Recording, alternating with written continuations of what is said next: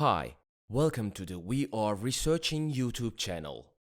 In this video, I am going to show you how to disable activity status on Instagram app step by step. First, go to Instagram app on your phone. Tap on the profile icon in the lower right corner. Tap on the icon with 3 lines in the upper right. Then tap on the settings option. Tap on privacy option. Scroll down, then tap on activity status. If you don't want to allow accounts you follow and anyone you message to see when you are active or were last active on Instagram app, you can disable it by typing on the button marked with red. Thus, the process of disabling activity status on Instagram has been completed. I hope you enjoyed the video.